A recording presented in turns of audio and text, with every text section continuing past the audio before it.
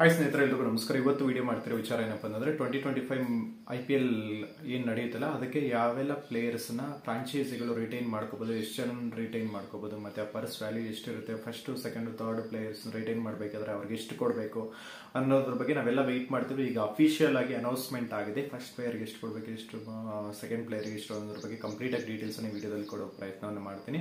ಮತ್ತೆ 6 ಪ್ಲೇಯರ್ಸ್ ನ ರಿಟೈನ್ ಮಾಡ್ಕೊಳ್ಳೋದಕ್ಕೆ ಅಫಿಷಿಯಲ್ ಆಗಿ ಅನೌನ್ಸ್ಮೆಂಟ್ ಕೂಡ ಬಂದಿದೆ. ಅದಾದ್ಮೇಲೆ ಇನ್ನೊಂದು ಕೌತುಕ ಏನಂತಂದ್ರೆ, 5 ಪ್ಲೇಯರ್ಸ್ ಅನ್ನ ಬೇಕಂತಂದ್ರೆ ಫಾರಿನ್ ಪ್ಲೇಯರ್ಸ್ ಅನ್ನ ರಿಟೈನ್ ಮಾಡ್ಕೊಳ್ಳೋ ಅವಕಾಶ ಕೂಡ BCCI ಈ IPL ಆವೃತ್ತಿಯಲ್ಲಿ ಮಾಡಿಕೊಟ್ಟಿದೆ. 5 ಪ್ಲೇಯರ್ಸ್ ಏನಾದ್ರು ಮಾಡ್ಕೊಂಡಿದ್ದಾನೆ ಅಂದ್ರೆ ಇಂಡಿಯನ್ ಪ್ಲೇಯರ್ಸ್ ಕತೆ ಏನು, ಹಂಗಾದ್ರೆ ಯಾರು ಇಂಡಿಯನ್ ಪ್ಲೇಯರ್ಸ್ ರಿಟೈನ್ ಮಾಡ್ಕೊಳ್ಳೋದಿಲ್ವಾ ಅನ್ನೋದ್ರ ಬಗ್ಗೆ ಕಂಪ್ಲೀಟ್ ಆಗಿ ಇಲ್ಲಿ ಮಾಹಿತಿನ ತಿಳಿಸೋ ಪ್ರಯತ್ನವನ್ನು ಮಾಡ್ತೀನಿ. 5 ಪ್ಲೇಯರ್ಸ್ ಮಾಡ್ಕೋಬಹುದು ಅಂತ ಹೇಳಿದೆ, ಬಟ್ ಅದ್ರ ಒಳಗಡೆ ಇನ್ ಡೆಪ್ತ್ ಆಗಿ ಹೋಗಿದೀವಿ ಅಂತಂದ್ರೆ ತುಂಬಾ ಅದರಲ್ಲಿ ಸಸ್ಪೆನ್ಸ್ ಅನ್ನ ಇಟ್ಟಿದ್ದಾರೆ.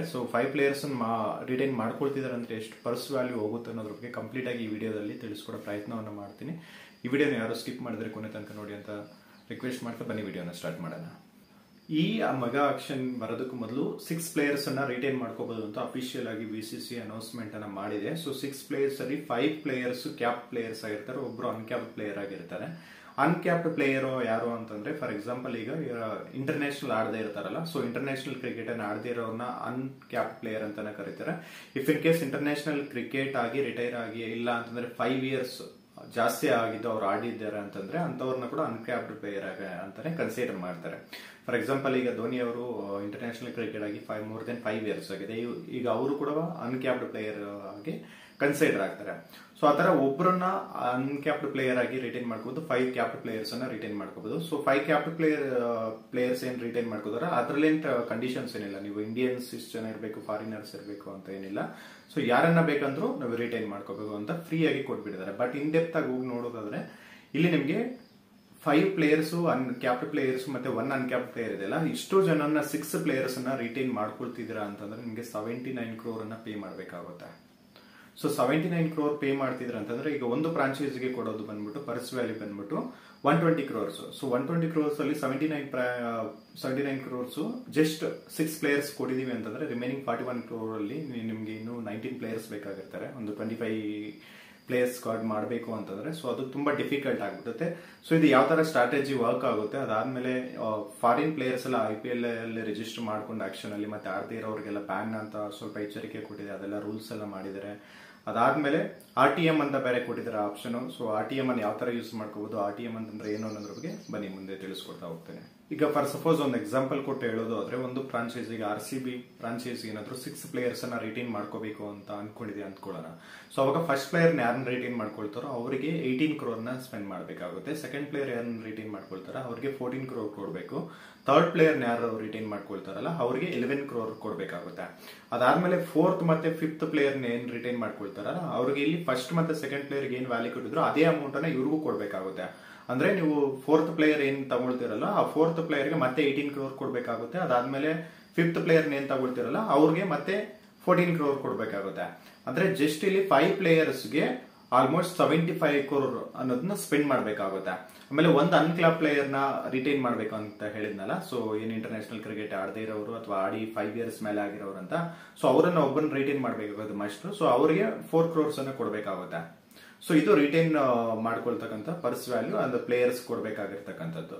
ಅದಾದ್ಮೇಲೆ ಈ ಸಲ ಹೊಸ ಅನೌನ್ಸ್ಮೆಂಟ್ ಅಲ್ಲಿ ಏನ್ ಮಾಡಿದ್ದಾರೆ ಅಂತಂದ್ರೆ, 120 crore ಪರ್ಸ್ ವ್ಯಾಲ್ಯೂ ಫ್ರಾಂಚೈಸಿಗೆ ಇರುತ್ತೆ. ಅದಲ್ಲದೆ ಮತ್ತೊಂದು 26 crores ನ ಆಡ್ ಮಾಡಿದ್ದಾರೆ. ಅದೇನಂತಂದ್ರೆ incremental performance pay and match fee ಅಂತ. ಅಂದ್ರೆ ಈಗ ಒಂದು ಪ್ಲೇಯರ್ ಏನ್ ಆಡ್ತಾರಲ್ಲ ಅವ್ರಿಗೆ ಏನ್ ಮೊದಲ ಅಂದ್ರೆ ಆಕ್ಷನ್ ಅಲ್ಲಿ ಎಷ್ಟು ದುಡ್ಡು ಬಂದಿತ್ತು ಅದನ್ನ ಡಿವೈಡೆಡ್ ಬೈ ಮಾಡ್ಬಿಟ್ಟು ಮ್ಯಾಚ್ ಏನ್ ಆಡ್ತಿದ್ರು ಅದನ್ನ ಕೊಡ್ತಾ ಇದ್ರು. ಅದಲ್ಲದೆ ಇವಾಗ ಬಂದ್ಬಿಟ್ಟು ಇಲ್ಲಿ ಏನು ಆಕ್ಷನ್ ಅಲ್ಲಿ ಬಂದಿರುತ್ತಲ್ಲ ಅಮೌಂಟ್, ಅದ್ರ ಜೊತೆಗೆ ಒಂದು ಮ್ಯಾಚ್ಗೆ 7.5 lakhs ಆ ತರ ಅಮೌಂಟ್ ಅನ್ನ ಡಿವೈಡ್ ಮಾಡಿ ಅವ್ರಿಗೆ ಎಷ್ಟು ಮ್ಯಾಚಸ್ ಆಡ್ತಾರೆ ಅದನ್ನು ಕೂಡ ಕೊಡ್ತಾರೆ. ಬಟ್ ಇಲ್ಲಿ ಒಂದು ಫ್ರಾಂಚೈಸಿ ಪರ್ಸ್ ವ್ಯಾಲ್ಯೂ ಬಂದ್ಬಿಟ್ಟು 146 crore ಆಗುತ್ತೆ. ಬಟ್ ಅವರು ಆಕ್ಷನ್ ಅಲ್ಲಿ ಮಾತ್ರ ಸ್ಪೆಂಡ್ ಮಾಡೋದು ಮಾತ್ರ 120 crore ಆಗಿರ್ತದೆ. ಅದಾದ್ಮೇಲೆ RTM ಯಾವ ತರ ವರ್ಕ್ ಆಗುತ್ತೆ ಅಂತಂದ್ರೆ, RTM ಅಂತಂದ್ರೆ ರೈಟ್ ಟು ಮ್ಯಾಚ್ ಅಂತ ಹೇಳ್ಬಿಟ್ಟು, ಫಾರ್ ಸಪೋಸ್ ಈಗ RCB 3 ಪ್ಲೇಯರ್ಸ್ ಅನ್ನ ರಿಟೈನ್ ಮಾಡ್ಕೊಂಡಿದೆ, ಇಲ್ಲಿ 6 ಪ್ಲೇಯರ್ಸ್ ಅನ್ನ ರಿಟೈನ್ ಮಾಡ್ಕೊಳ್ಳೋದಕ್ಕೆ ಆಪ್ಷನ್ ಕೊಡುತ್ತೆ. 6 ಪ್ಲೇಯರ್ಸ್ ಅನ್ನ ರಿಟೈನ್ ಮಾಡ್ಕೊಂಡಿದೆ, 6 ಪ್ಲೇಯರ್ಸ್ ಅಲ್ಲಿ 3 ಪ್ಲೇಯರ್ಸ್ ಅನ್ನ ರಿಟೈನ್ ಮಾಡ್ಕೊಂಡಿದೆ ಅನ್ನೋದಾದ್ರೆ ಇನ್ನು 3 RTM ಕಾರ್ಡ್ಸ್ ಅನ್ನೋದು ಇರುತ್ತೆ. ಫಾರ್ ಎಕ್ಸಾಂಪಲ್ ಈಗ 3 ಪ್ಲೇಯರ್ಸ್ ರಿಟೈನ್ ಮಾಡ್ಕೊಂಡಿದ್ದಾರೆ, ಫಸ್ಟ್ ಅವ್ರಿಗೆ 18, 14, 11 ರೆಸ್ಪೆಕ್ಟಿವ್ ಆಗಿ ಕೊಟ್ಟಿರ್ತಾರೆ 3 ಪ್ಲೇಯರ್ಸ್ಗೆ. ರಿಮೈನಿಂಗ್ ಪರ್ಸ್ ವ್ಯಾಲ್ಯೂ ಈಗ for example RCB player action ಅಲ್ಲಿ ಹೋಗಿರ್ತಾರೆ. ಫಾರ್ ಎಕ್ಸಾಂಪಲ್ ಈಗ ಕೊಹ್ಲಿ ಮತ್ತೆ ವಿಲ್ಜಾಕ್ ಮತ್ತೆ ರಜಿತ್ ಪಟಿದಾರ್ ಅವ್ರನ್ನ ತಗೊಂಡು ರಿಟೈನ್ ಮಾಡ್ಕೊಂಡಿರ್ತಾರೆ. ಫಾರ್ ಎಕ್ಸಾಂಪಲ್ ಈಗ ಸಿರಾಜ್ ಅವರು ಆಕ್ಷನ್ ಅಲ್ಲಿ ಹೋಗಿರ್ತಾರೆ. ಸೊ ಅವರು ಒಂದು 15 crore ಹೋಗಿರ್ತಾರೆ. ಸೊ ಯಾವುದೋ ಒಂದು ಅದರ್ ಫ್ರಾಂಚೈಸ್ ಏನಾದ್ರು ಪರ್ಚೇಸ್ ಮಾಡಿದ್ರೆ ಆ ಟೈಮಲ್ಲಿ 15 crore ಅವ್ರನ್ನ ಕೊಡೋಕೆ ಇಷ್ಟ ಇಲ್ಲ, ನಮಗೆ ಬೇಕು ಅಂತ RCB ಫ್ರಾಂಚೈಸಿ ಅನ್ಕೊಂಡಿದೆ ಅಂತಂದ್ರೆ RTM ಅನ್ನ ಯೂಸ್ ಮಾಡ್ಕೊಂಡು ಅವ್ರನ್ನ ತಗೋಬಹುದು. ಸೊ ಅದನ್ನ ತಗೊಂಡ್ರೆ ಇವ್ರಿಗೆ ಬಂದ್ಬಿಡ್ತಾರೆ. ಸೊ ಪ್ರೀವಿಯಸ್ ಆಗಿ RTM ಯೂಸ್ ಮಾಡಿದ ತಕ್ಷಣ ಡೈರೆಕ್ಟ್ ಆಗಿ ಬರ್ತಾ ಇದ್ರು. ಈ ಸಲ ಹೊಸ ನಿಯಮ ಏನ್ ಮಾಡಿದಾರೆ ಅಂತಂದ್ರೆ, ಸೊ RTM ಯೂಸ್ ಮಾಡದ ಮೇಲೂ ಆಕ್ಷನರ್ ಏನ್ ಮಾಡ್ತಾರೆ ಅಂತಾರೆ, ಈಗ ಫಾರ್ ಎಕ್ಸಾಂಪಲ್ ಯಾರು 16 crore ಬಿಡ್ ಮಾಡಿರ್ತಾರಲ್ವಾ ಆಪೋಸಿಟ್ ಫ್ರಾಂಚೈಸಿ, ಅವ್ರಿಗೆ ಒಂದು ಆಪ್ಷನ್ ಕೊಡ್ತಾರೆ. ಸೊ ಈಗ RTM ಮಾಡೋದಕ್ಕೆ ಅವ್ರ ಪ್ರೀವಿಯಸ್ ಫ್ರಾಂಚೈಸಿ ರೆಡಿ ಇದೆ, ನೀವೇನಾದ್ರೂ ಇನ್ನೂ ಮತ್ತೆ ಬಿಡ್ ಏನಾದ್ರು ಜಾಸ್ತಿ ಮಾಡ್ತೀರಿ. ಈಗ ಫಾರ್ ಎಕ್ಸಾಂಪಲ್ 15 crore ಇದು ಬಂದ್ ನಿಂತಿದೆ ಬ್ರಿಡ್. ಸೊ ಅವ್ರು RTM ಮಾಡ್ತಿದ್ರೆ ನೀವು ಇನ್ ಕೇಸ್ ಏನಾದ್ರು 17 crore ಹೋಗಕ್ಕೆ ರೆಡಿ ಇದೀರಾ ಅಂತ ಅವ್ರನ್ನ ಕೇಳ್ತಾರೆ ಅಪೋಸಿಟ್ ಫ್ರಾಂಚೈಸಿ ಅವ್ರನ್ನ. ಸೊ ಅವ್ರು ರೆಡಿ ಇದಾರೆ ಅಂತಂದ್ರೆ ಅವ್ರು 18 crores ತನಕ ಹೋಗ್ತಿದಾರೆ ಅಂತಂದ್ರೆ, ಸೊ ಇವ್ರು RTM ಯೂಸ್ ಮಾಡಬೇಕು ಅಂತಂದ್ರೆ ಇವ್ರು 18 crore ಕೊಡೋದಕ್ಕೆ ರೆಡಿ ಆಗ್ಬೇಕು. ಇಫ್ ಇನ್ ಕೇಸ್ ನಮ್ಗೆ ಬೇಡ ನಾವು ವಿಡ್ರಾ ಮಾಡ್ಕೊಡ್ತೀವಿ RTM ಅಂತಂದ್ರೆ, ಸೊ 18 crores ಕೊಟ್ಟು ಅವರು ಬಿಡ್ ಮಾಡ್ಕೋತಾರೆ. ಅವರು ಸಿರಾಜ್ ಅವ್ರನ್ನೇನು 18 crore ಹೋಗಿತ್ತಲ್ಲ, ಸೊ ಅದನ್ನ ತಗೋದು. ಆ ತರ ಈ ಸಲ ಏನ್ ಬಿಡ್ ಮಾಡಿರೋರ್ಗೆ ಒಂದು ಫೇವರ್ ಆಗಿ ಇದೊಂದು ರೂಲ್ ಅನ್ನ ಈ ಸಲ ಆಡ್ ಮಾಡಿದ್ದಾರೆ. ಸೊ ಡೈರೆಕ್ಟ್ ಆಗಿ ತಗೊಳ್ಳಕ್ ಬರೋದಿಲ್ಲ. ಸೊ RTM ಯೂಸ್ ಮಾಡ್ತಾ ಇದಾರೆ ಅಂತಂದ್ರೆ ಇನ್ ಕೇಸ್ ಅವ್ರು ಎಕ್ಸ್ಟ್ರಾ ಪೇ ಮಾಡ್ಲಿಕ್ಕೆ ರೆಡಿ ಇದೆ ಅಂತಂದ್ರೆ ಅದನ್ನ ಇವರು RTM ಮೂಲಕ ಮತ್ತೆ ಇದನ್ನು ಬಿಯರ್ ಮಾಡ್ಬೇಕಾಗುತ್ತೆ. ಅಂದ್ರೆ ಅವ್ರು ಅಷ್ಟು ಸ್ಪೆಂಡ್ ಮಾಡಿ ತಗೋಬೇಕಾಗುತ್ತೆ. ಸೊ ಇದೊಂದು RTM ಅಲ್ಲಿ ಇರತಕ್ಕಂಥ ರೂಲ್ಸ್, ಹೊಸ ಚೇಂಜಸ್ ಅನ್ನ ತಗೊಂಡ್ಬಂದಿರೋದು. ಫಾರ್ ಎಕ್ಸಾಂಪಲ್ ಈಗ 3 players ನ ರಿಟೈನ್ ಮಾಡ್ಕೊಂಡಿದೆ RCB ಅಂತಂದ್ರೆ ಇವ್ರ ಹತ್ರ 3 RTMs ಇರುತ್ತೆ. ಅಂದ್ರೆ 3 players ನ ರಿಟೈನ್ ಮಾಡ್ಕೊಳ್ಳೋದು, RTM ಮೂಲಕ ರಿಟೈನ್ ಮಾಡ್ಕೋಬಹುದು, ಮತ್ತೆ ಪರ್ಚೇಸ್ ಮಾಡ್ಕೋಬಹುದು. ಈಗ 6 players ಯಾರನ್ನೂ ರಿಟೈನ್ ಮಾಡ್ಕೊಂಡಿಲ್ಲ ಅಂದ್ರೆ 6 RTMs ಇರ್ತವೆ. 6 players ಬೇಕಂತಂದ್ರೆ ನಾವು RTM ಯೂಸ್ ಮಾಡ್ಕೊಂಡು ತಗೋಬಹುದು. ಇಲ್ಲ ಇಫ್ ಇನ್ ಕೇಸ್ ಅವ್ರು ಏನಾದ್ರು 6 players ರಿಟೈನ್ ಮಾಡ್ಕೋಬಿಟ್ಟಿದ್ದಾರೆ ಅಂದ್ರೆ RTM ಅನ್ನೋದು ಯಾವ್ದು ಇರೋದಿಲ್ಲ. ಸೊ ಅವ್ರು ಡೈರೆಕ್ಟ್ ಆಗಿ ಬಿಡ್ ಮಾಡಿ ತಗೋಬೇಕಾಗುತ್ತೆ. ಸೊ ಇದು RTM ಬಗ್ಗೆ ಇರತಕ್ಕಂಥ ಕ್ಲಾರಿಫಿಕೇಶನ್. ಇನ್ನು ಈ ರಿಟೆನ್ಷನ್ ಮಾಡ್ಕೊಳ್ಳೋದಕ್ಕೆ ಡೆಡ್ ಲೈನ್ ಕೂಡ ಕೊಟ್ಟಿದೆ. So 31st October 5 PM so 2024 ಇಷ್ಟರ ಒಳಗಡೆ ಯಾವೆಲ್ಲ ಫ್ರಾಂಚೈಸಿ ಯಾರನ್ನೆಲ್ಲ ರಿಟೈನ್ ಮಾಡ್ಕೊಡಿದೆ ಅಂತ ಅಫಿಷಿಯಲ್ ಆಗಿ ಅನೌನ್ಸ್ಮೆಂಟ್ ಕೊಡಬೇಕಾಗುತ್ತೆ. ಸೊ ನಮಗೆ 31st October ಒಳಗಡೆ ನಮಗೆ ಯಾವ ಫ್ರಾಂಚೈಸಿ ಯಾವ ಪ್ಲೇಯರ್ಸ್ ನ ರಿಟೈನ್ ಮಾಡ್ಕೊಂಡಿದ್ದಾರೆ ಅನ್ನೋದ್ರ ಬಗ್ಗೆ ನಮ್ಗೆ ಕಂಪ್ಲೀಟ್ ಡೀಟೇಲ್ಸ್ ಬರುತ್ತೆ. ಸೊ ಈ ರೂಲ್ಸ್ ಅನ್ನ ನೋಡೋದಾದ್ರೆ ನಮಗೆ ಸೊ ಕೆಲವೊಂದು ಫ್ರಾಂಚೈಸಿಗೆ ತುಂಬಾ ಫೇವರ್ ಆಗಿದೆ ಅಂತ ಹೇಳ್ಬೋದು. ಸೊ ಫಾರ್ ಎಕ್ಸಾಂಪಲ್ ಹೇಳೋದಾದ್ರೆ RCBಗೆ ಇದರಿಂದ ಏನು ಫೇವರ್ ಇರೋದಿಲ್ಲ. SRH ಬರೋದಾದ್ರೆ ಅದರಲ್ಲಿ ಫಾರಿನ್ ಪ್ಲೇಯರ್ಸ್ ಅಂತೂ ತುಂಬಾ ಸ್ಟ್ರಾಂಗ್ ಆಗಿದ್ದಾರೆ, ಅವ್ರನ್ನ ರಿಟೈನ್ ಮಾಡ್ಕೊಳ್ಳೋದು ತುಂಬಾ ಈಸಿ ಆಗುತ್ತೆ. ಅದಾದ್ಮೇಲೆ KKRಗೂ ಯೂಸ್ ಆಗುತ್ತೆ, ಯಾಕಂದ್ರೆ ರಜಲ್ ಇರ್ತಾರೆ, ನರೈನ್ ಇರ್ತಾರೆ, ಅವ್ರನ್ನೆಲ್ಲ ರಿಟೈನ್ ಮಾಡ್ಕೋಬಹುದು ಈಸಿಯಾಗಿ. ಸೊ ನರೈನ್ ಅವ್ರನ್ನ ಕನ್ಸಿಡರ್ ಮಾಡೋದಾದ್ರೆ ಅವ್ರ ಅನ್ಕ್ಯಾಪ್ಡ್ ಆಲ್ಮೋಸ್ಟ್ 5 years ಮೇಲೆನೆ ಆಗ್ತಾ ಇದೆ. ಅವರು ಇಂಟರ್ನ್ಯಾಷನಲ್ ಆಡಿ ಅನ್ಕ್ಯಾಪ್ ಪ್ಲೇಯರ್ ಆಗಿ ಕನ್ಸಿಡರ್ ಮಾಡ್ಕೋಬಹುದು. ಮತ್ತೆ CSKಗೂ ಅಷ್ಟೇ, ಧೋನಿ ಅವರು ಆಡಿ more than 5 years ಆಗಿದೆ. ಸೊ ಜಸ್ಟ್ 4 crores ಅನ್ನ ಸ್ಪೆಂಡ್ ಮಾಡಿ ಅವ್ರ ಅನ್ಕ್ಯಾಪ್ ಪ್ಲೇಯರ್ ಆಗಿ ತಗೊಳ್ಳೋ ಚಾನ್ಸಸ್ ಕೂಡ ಅವರಿಗೆ ತುಂಬಾ ಫೇವರ್ ಇದೆ ಅಂತಾನೆ ಹೇಳ್ಬೋದು.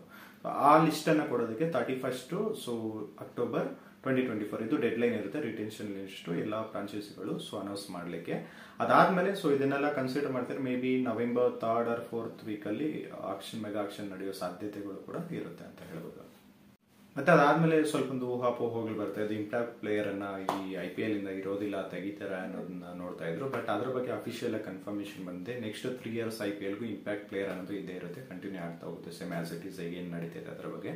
ಅದಾದ್ಮೇಲೆ ಇನ್ನೊಂದು ವಿಚಾರ ಏನಪ್ಪಾ ಅಂತಂದ್ರೆ, ಈಗ ಫಾರಿನ್ ಪ್ಲೇಯರ್ಸ್ ಎಲ್ಲ ಆಕ್ಷನ್ ಅಲ್ಲಿ ಮೆಗಾ ಆಕ್ಷನ್ ಅಲ್ಲಿ ಬಂದ್ಬಿಟ್ಟು ಮತ್ತೆ ಅವರು ಇಂಡಿಯನ್ ಪ್ಲೇಯರ್ಸ್ ಗಿಂತ ಜಾಸ್ತಿ ಬೆಲೆ ಹೋಗ್ತಾ ಇದೆ. ಸೊ ಅವಾಗ ಲಾಸ್ಟ್ ಟೈಮು ಮಿಚೆಲ್ ಸ್ಟಾರ್ಕ್ ಅವರು 24 ಆಲ್ಮೋಸ್ಟ್ 25 crore ಹೋದಾಗ, ಮತ್ತೆ ಕಮಿನ್ಸ್ 20 crores ಹೋದಾಗೆಲ್ಲ ಏನಾಯ್ತು ಅಂತಂದ್ರೆ ಇದು ಇಂಡಿಯನ್ ಪ್ರೀಮಿಯರ್ ಲೀಗ್ ಅಲ್ಲ ಫಾರಿನ್ ಪ್ಲೇಯರ್ಸ್ ಲೀಗ್ ಆಗಿ ಹೋಗ್ತಾ ಇದೆ ಅನ್ನೋದ್ರ ಬಗ್ಗೆ ತುಂಬಾ ಕೇಳಿ ಬರ್ತಾ ಇತ್ತು. ಸೊ ಅದ್ರ ಬಗ್ಗೆ IPL ಕೂಡ ಒಂದು ಹೊಸ ರೂಲ್ಸ್ ಅನ್ನ ತಗೊಬಂದಿದೆ. ಆ ರೂಲ್ಸ್ ಪ್ರಕಾರ ಏನಾಗುತ್ತೆ ಅಂತಂದ್ರೆ, ಇಂಡಿಯನ್ ಪ್ಲೇಯರ್ ಏನ್ ಟಾಪ್ ಬಿಡ್ಗೆ ಹೋಗಿರ್ತಾರಲ್ಲ, ಎಷ್ಟು ಅಮೌಂಟ್ ಸ್ಪೆಂಡ್ ಮಾಡಿರ್ತಾರಲ್ಲ ಅದಕ್ಕಿಂತ ಜಾಸ್ತಿ ₹1 ಕೂಡ ಆಗಿರೋದಿಲ್ಲ.